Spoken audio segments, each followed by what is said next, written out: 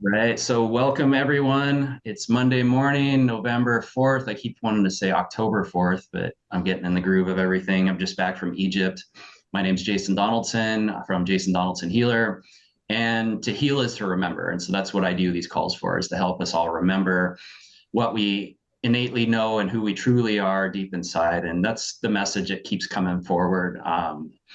For a lot of us these days is to remember who we are and also to remember the ancestors. And that's what I'm feeling is the theme of this call and the meditation and kind of the energy update is the realization that so much of what we feel internally with the emotions and even the energy being held in the body can be our own experiences from childhood, our own thoughts creating that emotion, but also a lot of it is just like the ancestral memory that's in the DNA that's coming up to be loved and accepted. And so you may struggle with this sometimes where you may judge yourself like, why is it so hard for me to manifest? Why is it so hard for me to have a good relationship or for me to, you know, have friendships that last or whatever it is? And often we're working with our ancestral patterns where we have a great, great, great grandfather like mine, actually, who was like, yeah, three grandfathers away. And he was kind of like, he liked to drink and he smoked and he womanized and he wasn't a very nice person. And, you know, he kind of was all about himself. And so, like, I have that in my DNA. And there's a part of me sometimes that gets kind of irritable and wants to run away from things and just, you know, go hide. And so, a lot of this ascension process is about is really loving all those aspects, all those parts that come forward. And that's what this meditation is going to be about is first, I'll take you down into the heart. We'll start to orientate to where we are in this now moment, and then see what energy comes up with the ancestral patterning and even our old childhood experiences as an energetic thing rather than a mental thing, rather than unpacking, because a lot of us have already unpacked things and done healing work and all kinds of things in that realm. But how often do we just work with the energy? And maybe a lot of you are doing that already too. And as we come together as a group, it's more powerful. And it's kind of like going to the gym. You go to the gym with a friend, you're going to work out.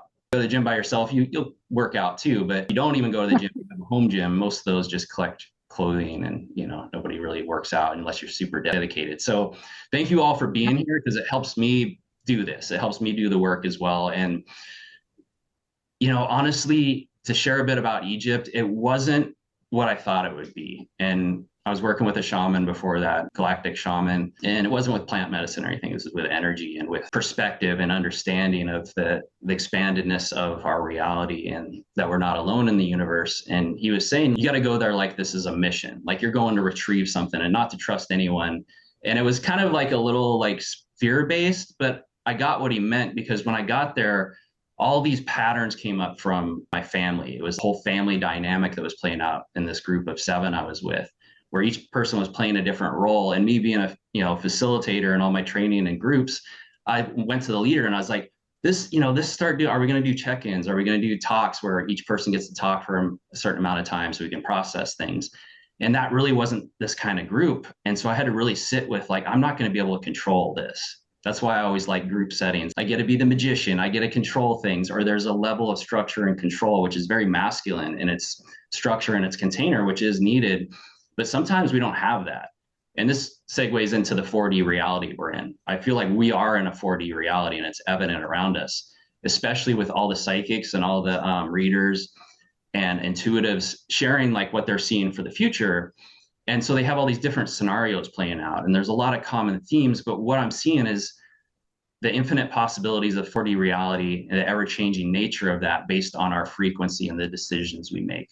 So what's happening right now is in any moment, whatever frequency we're in is what timeline we're in, kind of thing.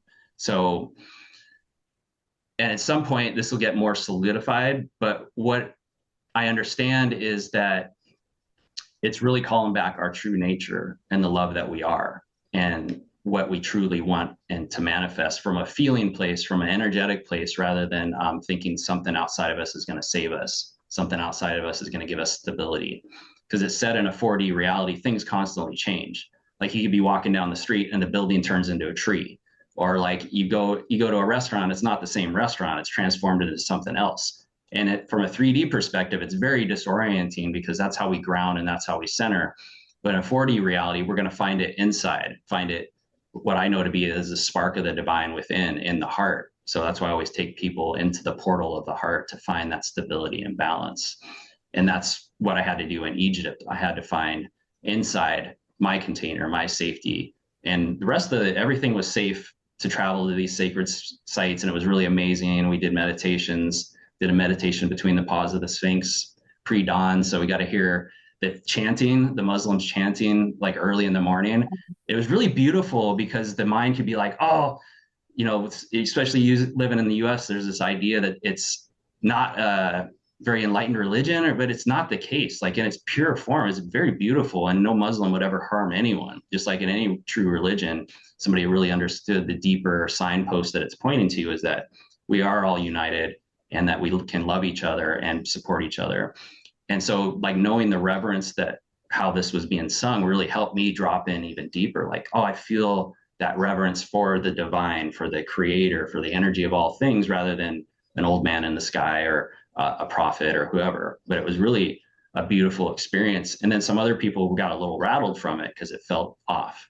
And that's the thing with this 4D reality is how do we find our internal center beyond the intellect and the thinking and the past programming. A couple other things that came up in Egypt was the subconscious and how powerful that is in activating us. Like everywhere I went, there were these hieroglyphs on the walls. And it's kind of like when you're pulling weeds all day. And when you go home at night, you close your eyes and you see the weeds still in your mind's eye. And it was like that with all these images just flashing through the mind. And it was very disorienting. And I didn't have these huge, powerful downloads like my past life in Egypt or like communicating with aliens. I did get a connection with Hathor, and I had an experience in Abydos with an image of Osiris, but a lot of it wasn't like as profound as I thought. In fact, when I went to a mosque is when I had a really deep heart connection, but it wasn't this galactic thing I expected, you know. And I'm like, I'm a galactic shaman, I'm supposed to have all these experiences. And it was like, no, it's like, how are you working with your subconscious? How are you working with grounding and centering in a place that holds a lot of ancient memory and activation. So a lot of us were experiencing that as we went back home, that you start to shift and change in subtle ways, really embody more of what those images hold as an ancient language that activates us. And so I put up a reel on Instagram and Facebook that kind of flashes all those images by so you can kind of see that and get some of the downloads yourself of what I experienced. I feel like it does activate our DNA, and same with the tarot cards that I use. I do readings with the tarot, and I really explain not only what the card means, but also like its deeper esoteric meaning to help us understand the journey we're on as the human being striving to attain the God state again on this planet, like what all the great avatars, all the great masters achieved, where they could be in any environment and still love what they experience and see. So with all that being said, let me tune in and see what I want to share for like the collective, what's coming through.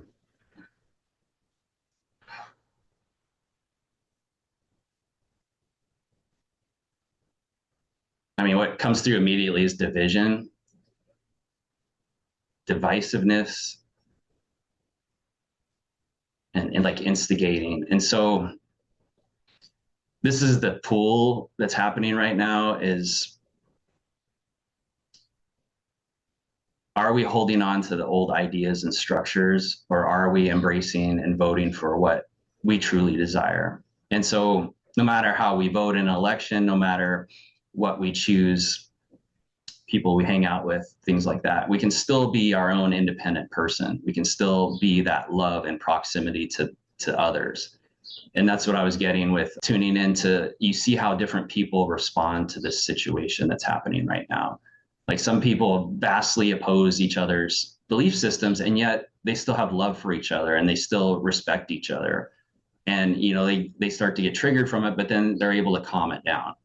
And like I said earlier, sometimes our genetics make that easier. You know, like on my mom's side, we're more like farmers. My dad's side, it's like warriors and witches. So one side, they're like, we're chill, turn the cheek a little too much. Other side, it's like, what? How could you do it? How do you not see this? And so that's what's playing out in the world right now, is really helping us let go of these mental ideas and constructs of what a thing is and how it's supposed to play out and what's right or wrong.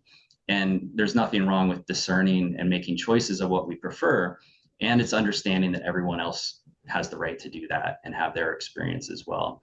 But it doesn't mean they should minimize ours or hurt people with those belief systems. And so that's how I'm working with this, is how I'm showing up, is to do these calls, even though part of me doesn't really want to. Like, I'm kind of scared to talk to people.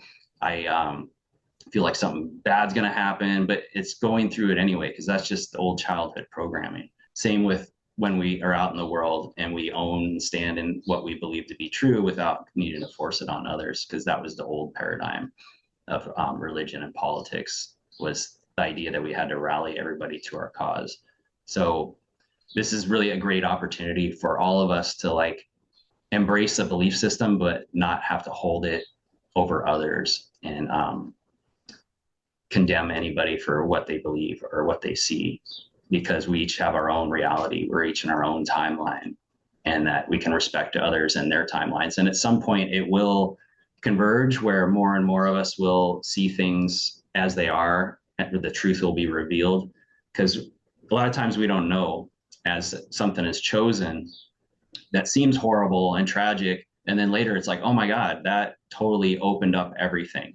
I'm able to shift this energy now because that broke down what was not being revealed, what was not being seen. And now that it's out in the open, we can move forward, kind of thing, as a collective. So I see that no matter what plays out in the next week or so, there's going to be a lot of people who are going to be upset, but there's also going to be a lot of people who are going to be inspired to be like, you know what, I'm going to do what I feel inspired to do. I'm going to speak my voice. I'm going to share my energy, and I'm going to do it from a place of love. And at first, some people won't. And some people, it'll be anger and resentment. And that's the choice we have, is like, do we want to internalize that and embrace that energy and put it out in the world? Or do we want to like choose what we love and what supports us? And that's really remembering who we are, is remembering that love. So I feel like that's getting kind of preachy and teachy, which I'm trying not to do with all my Saturn energy. But that's what I'm feeling for the collective, is this is really a great opportunity, even though it seems like everyone's divided, and they kind of are. It's a mental division. We're actually coming together more physically and more emotionally, where it's allowing us to express ourselves and learn to be in proximity to each other, even though we don't agree. Because there's this, what 2020 taught us too, is like a lot of people didn't agree, and a lot of friendships ended, and a lot of people got upset, but there were certain friendships that did last, even though we were vastly opposed in our beliefs. And it is a beautiful thing. And that's the testament to the unity that we are, and what I feel like Jesus and Gandhi and everyone else, Muhammad, who are all the greats, Babaji, Buddha, I just want to throw a couple more shout outs to everybody. And that they found, I don't stab my arm because that's my arm. There's no separation here. And we can still like set our boundaries, and we don't have to hang out with people we don't want to.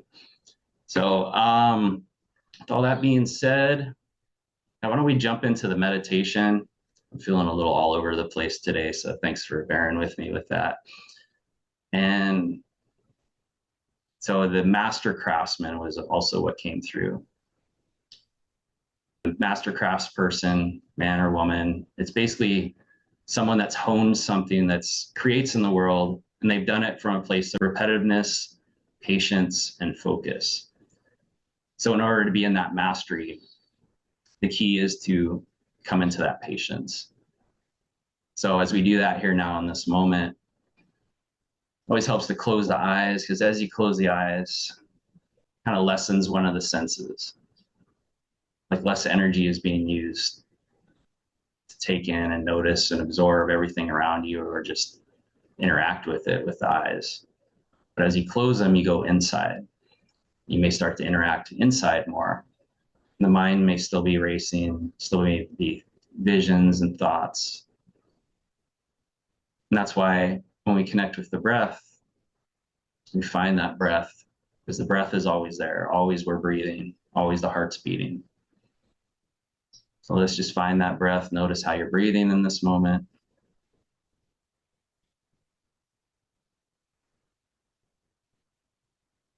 And that noticing, you start to dance, your consciousness starts to influence the breath.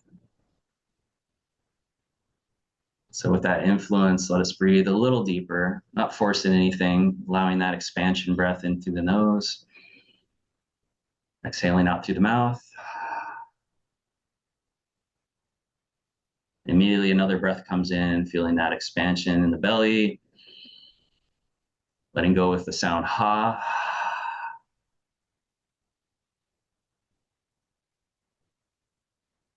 So the world is spinning. It seems very fast right now. As you tune in within, you may feel that spin within you. You may feel an energy of buzzing.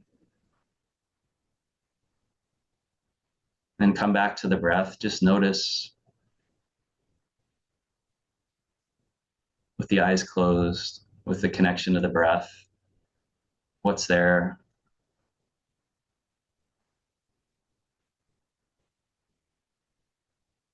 And this is the key.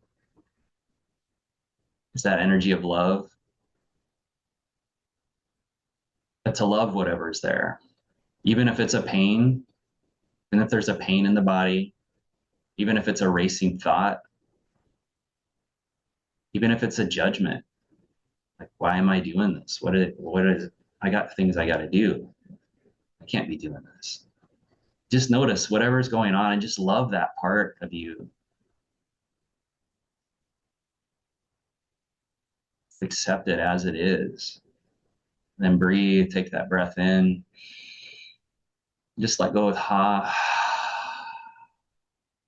Like, we're not saying we want more of this. We're not even saying we want less of this. We're just bringing the energy of love to this because it's trying to get our attention for a reason.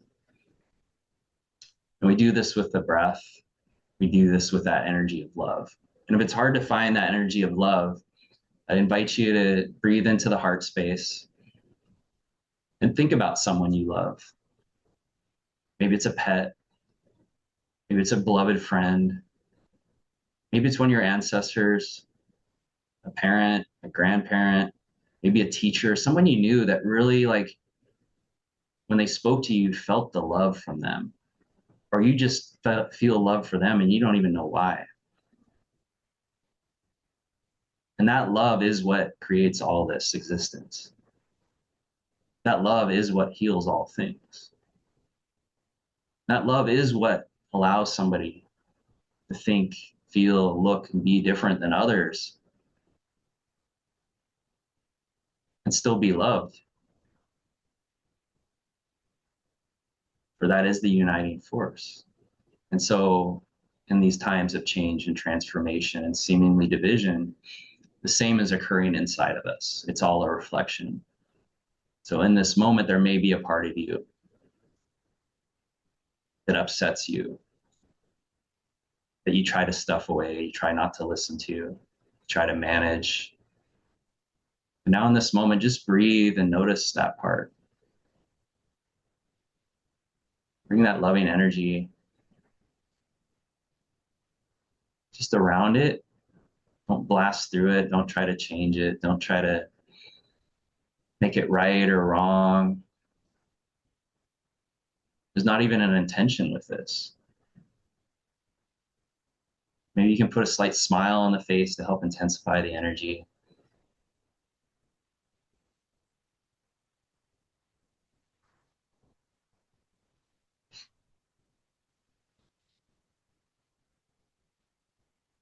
And when you feel the feet, so as you breathe in, next breath, feeling the feet, there is an energy coming in above the head. It's almost like a storm cloud. It's hovering around, but what else is also there is a beam of light. It's coming in through your crown chakra, down through the pineal, through the third eye, through the throat, the heart, down into the solar plexus, down into the sacral, down into the root, and then down into the earth. For you are an acupuncture point on this planet. You are a divine being of light.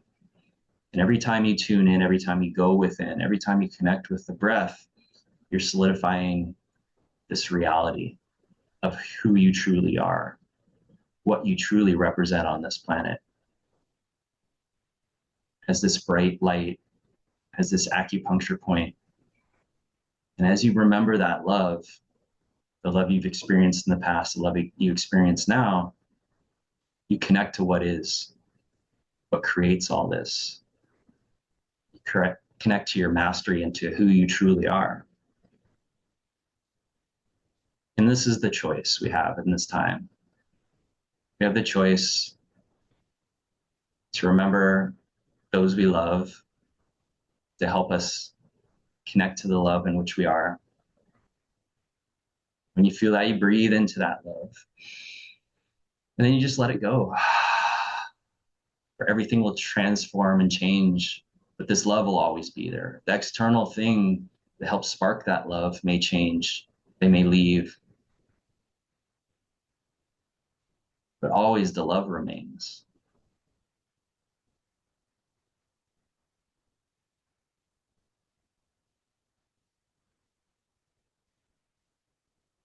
Let's come to that breath again, breathing, that expansion, and the ability to just let it go. Mind may be wandering, mind may be judging, there may be some emotion coming up. And this is perfect, this is beautiful. We want to lovingly acknowledge that emotion as it comes. Sit up a little straighter, breathe a little deeper, and then just let go.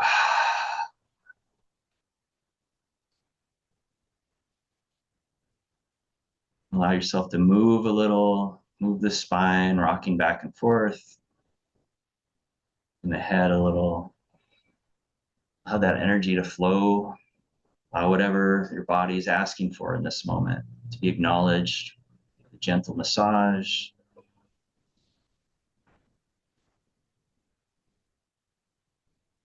Staying with that calming breath.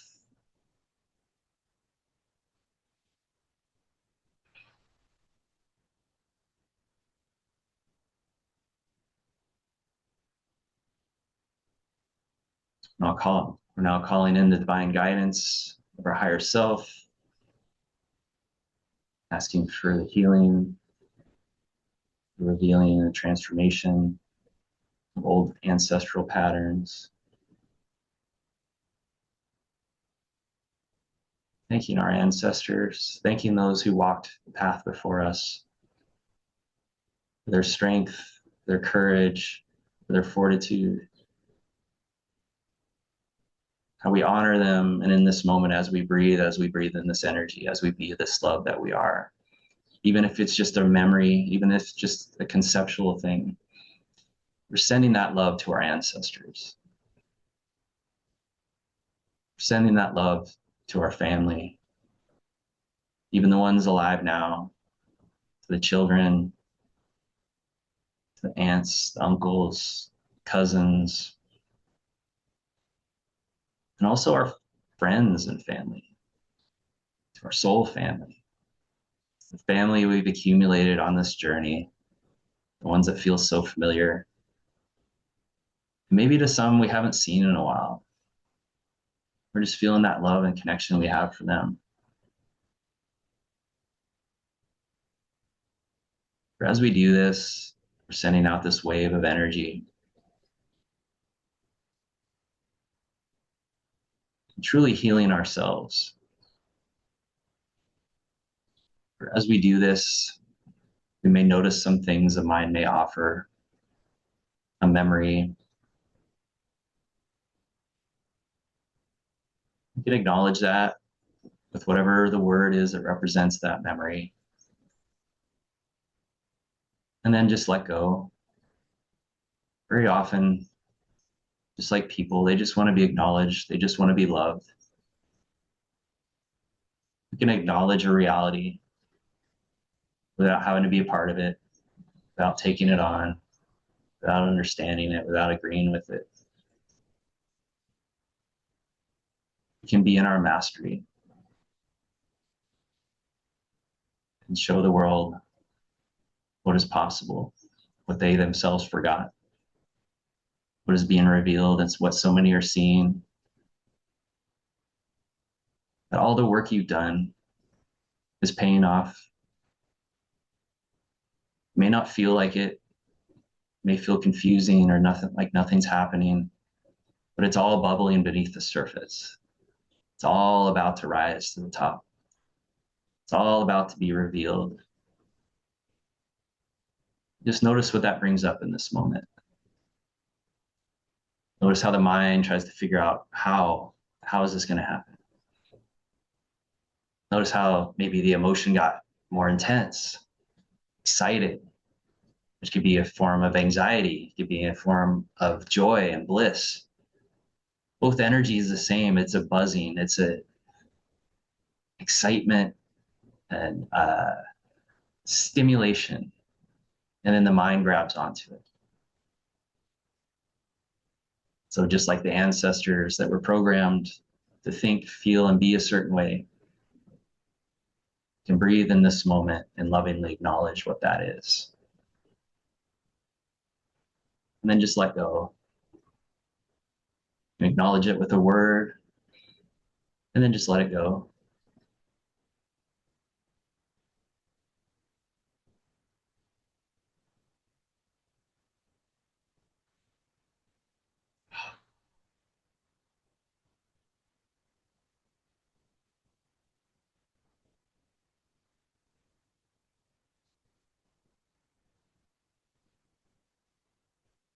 Next inhale, we're going to go ahead and relax the body a little more.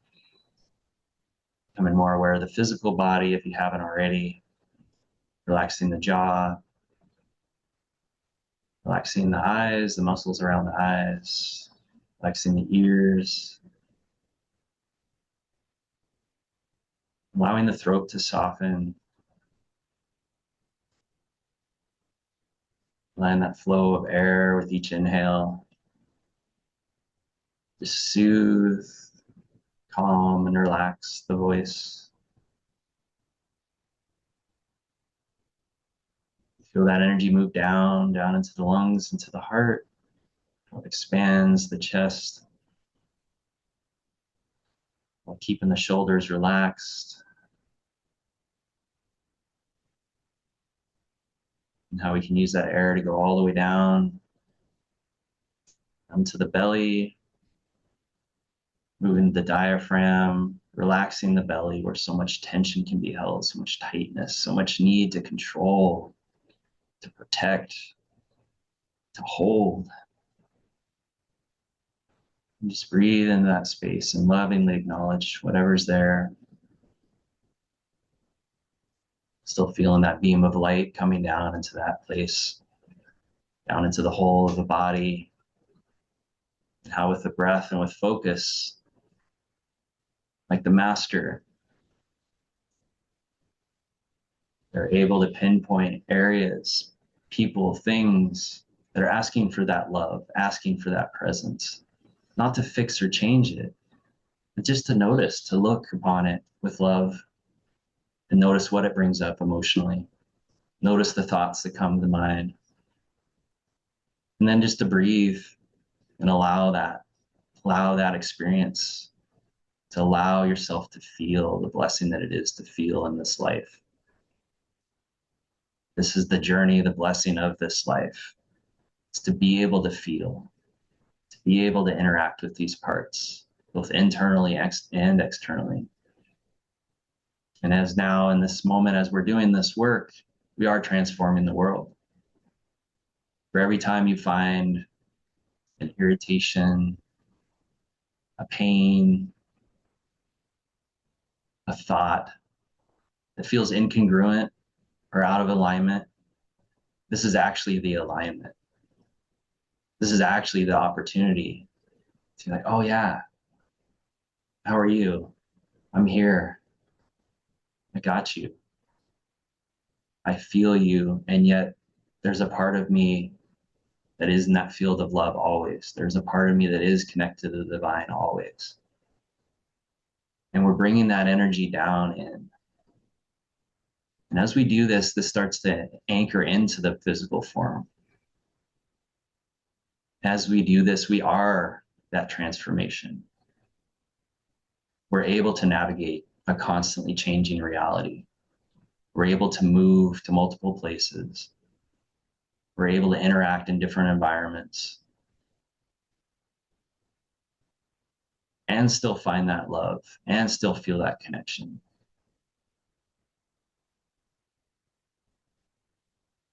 Like the need for charged items, sacred circles, spells, incantations is not the same now. So much can be done in our own form, in our own heart. We create the sacred within us. We are that container. We are that charged item. We are the embodiment of all these practices.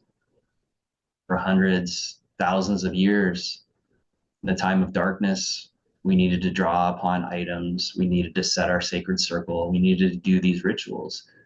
But now at this time, with the energy coming forth, we are all that. All that was strived for to create that environment is within us. We are the sacred alchemists. We are the divine embodiment. We are the love. And we're still human. So whatever comes up as you embody this knowing, as you embody this remembering, is that human part? Is that ancestral part? Is that childhood part? Is that child? One of the children may step forward. And we bring all that power, all that wisdom, all that energy to just lovingly acknowledge them, to hold them in a space if they desire it. And they may move in, they may move out. But what is being offered is transformation, healing, love.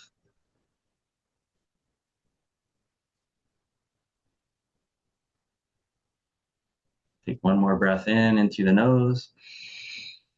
Let go with ha. And shake out any excess energy. Ah. Allow some stretching.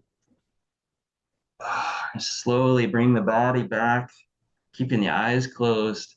That might be a fast transition, but just notice what that brings up. If there's a part of you that's like, oh, I need to be in this longer, or oh, this is weird, I'm not expecting to come out of this that fast. Just notice how you're still in it and you're able to move the body, because this is the mastery. This is moving beyond being the dojo master that's really good in the dojo, but they go outside and it all falls apart.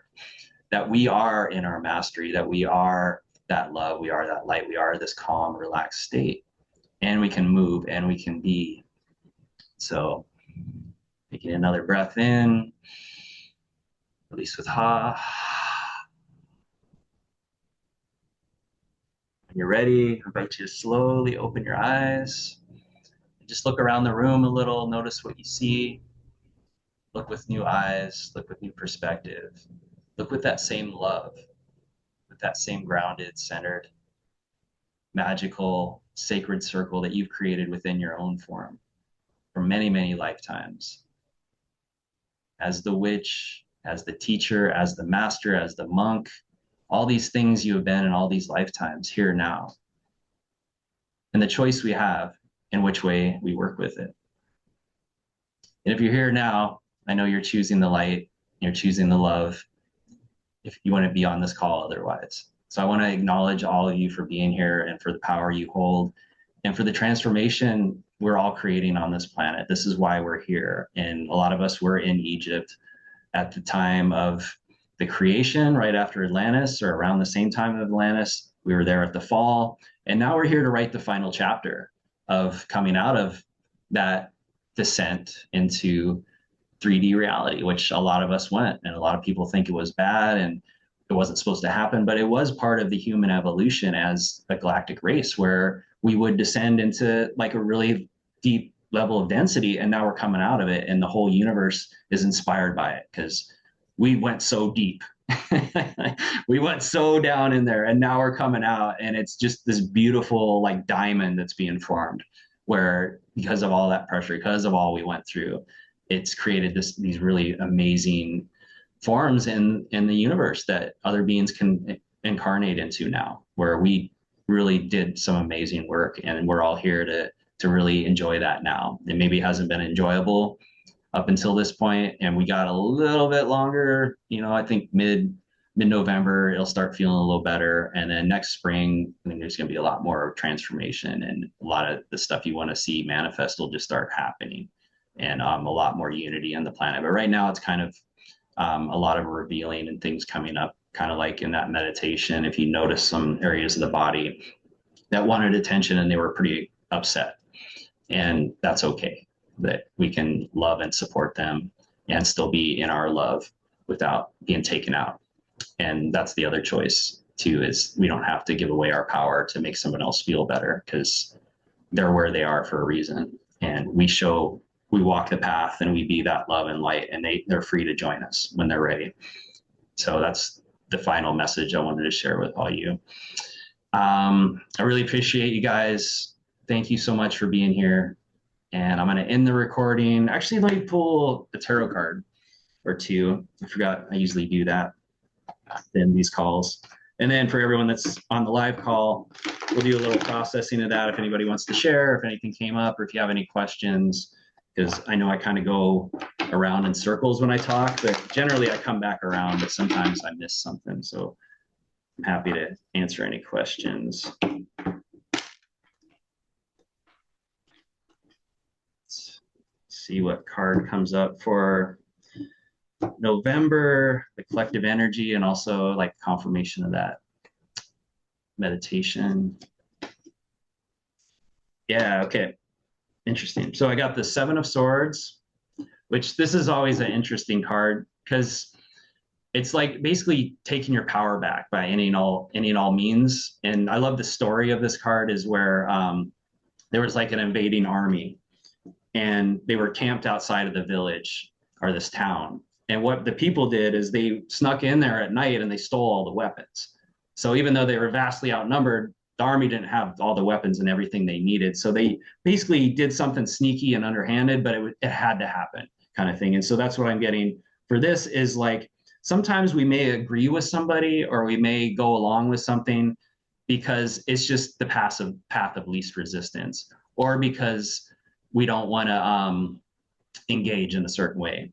So that same shaman I work with is like, I live on a prison planet. Like, I have no problem lying to people, especially authorities. But what this is more about is like, can we just love people and accept them, even though a part of us feels like we're lying or we're betraying a deep truth? Like, if you're around somebody that you totally don't agree with, and you don't like who they're voting for or what they're doing in that way, but you love them as a person, it's like allowing yourself to still love them, even though it may feel like you're betraying yourself in some way. And that goes a long ways, because if they are going down the wrong road, they're going to see how you've treated them and your perspective, and like, well, so-and-so seems pretty chill and balanced, and they never give me a hard time. I'm going to ask them why they're so upset about, or why other people are so upset about what I believe or think or whatever. But really, it's not even about that. It's about the love and the energy, and the frequency is going to transform everybody more than trying to explain to them how things are, how they should be, or what's wrong with this or that.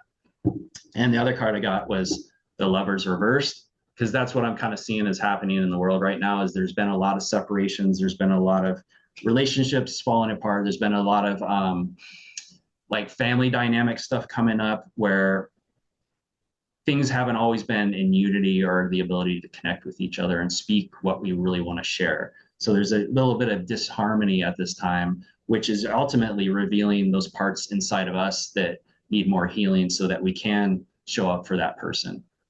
And so it's like a letting go of, again, what we think we know. Like, we don't really know anything. And that's what this one person said to me when I was struggling with stuff, is like, the only difference between me and you is that you think you know stuff. Like, I think I know what something means. Like, oh, that's my trauma from my childhood. Is like, is it? Maybe it's just the energy that's visiting, and I just need to acknowledge it, and it'll pass. But when I hold on to like, this energy is my, childhood trauma when I was age 5, when this happened. And I created this whole story around something that was just a fleeting thing coming into my energetic field. because that's part of the unity and consciousness too that we're experiencing is you're feeling the collective. We're feeling other people's energy. We're feeling the environment we walk into. And so many of us have tried to figure out why, when it sometimes it's just something that's passing through. And if we can just feel it and allow it to pass through, then a divine download will come and be like, oh, that was this thing that's now gone. But if we try to hold on to it, it's still there. And this creates, you'll know when this is happening because it's creating tension in the body. It'll create, the mind will start racing. So best thing to do is connect with the breath and then make a choice, like to choose to be happy, to choose the love, and get up and like play some music, dance around a little, go out into nature. Because that's the other part. There has to be some kind of action too. We can't just sit in meditation constantly. I know because I tried that. And you still have to have a choice and an action. So hopefully that's helpful. I love you guys, and I'll see you next month.